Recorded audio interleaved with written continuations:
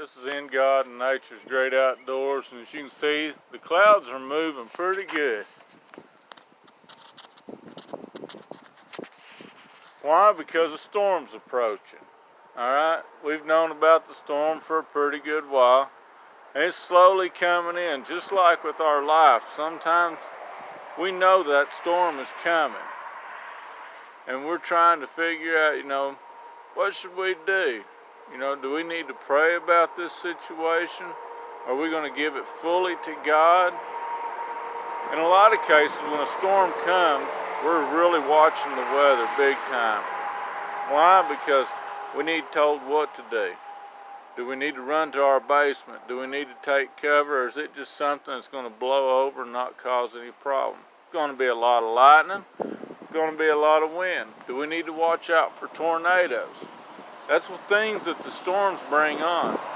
The storms of life, same way, What we might call a wind would be having a flat tire.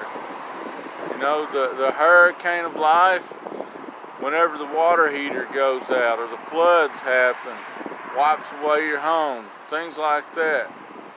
And then you have them ultimate storms where a tornado comes in.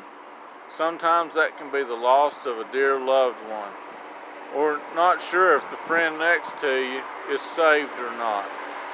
If you're not sure if someone's saved, one thing to do is be able to lead them to Christ, but you need to know if you're saved or not. And, I had a question asked to me a long time ago. Roy, do you know if you're going to heaven? My answer was this.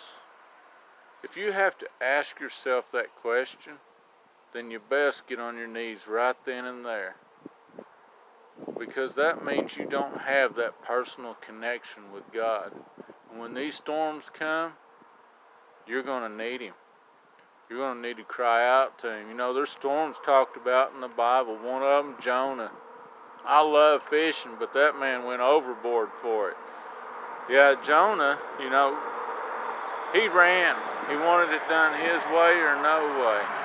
Got on the boat, and boy, one heck of a storm come, and y'all know the rest of the story, and if you don't, read the book of Jonah. The ultimate part of it, though, is he got thrown overboard, and the storms calm. And then you've got one that really wasn't so much of a storm, but the parting of the Red Sea. But it probably felt like a storm coming down on Pharaoh's army, or the first great big one. We call it the flood. The time when everybody thought Noah done lost his mind because he was building a boat. I love boat builders. But ultimately, storms, they hit each one of us. Some people feel like the storms hit them every day.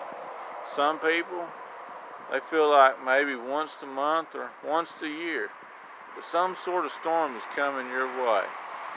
And I ask you, make sure that you have Jesus Christ in the middle of your life, and deep in your soul. Because when those storms come, He'll calm them. He'll say, peace be still, and it will be. You will have a peaceful adventure. Why? Because He's there. He's the author of no confusion, and He will calm the storm. He'll stop the winds and make your ship sail smooth again. So let's go to the Lord in prayer right now, and let's talk to Him about all these storms of life that people are facing. Lord, right now, we've got this pandemic that's global. That's one of those many storms that are attacking the people, Lord Jesus. Lord, some of them, it's storms about finances, Lord. So some, it's job loss, Lord Jesus, or not enough hours. Lord, I ask you to start blessing people with a great job, with hours, Lord Jesus. Lord, I ask you right now to pour your Spirit out upon this earth, Lord Jesus. That blood that you spilled on Calvary to cleanse this earth and get rid of this global pandemic, Lord Jesus. To lift everyone's spirits on high again, Lord Jesus. Lord, I praise you right now, knowing that you're going to start calming these storms for each and every one of us that call upon your name, Lord Jesus. And I praise you, knowing that you are in that storm with us.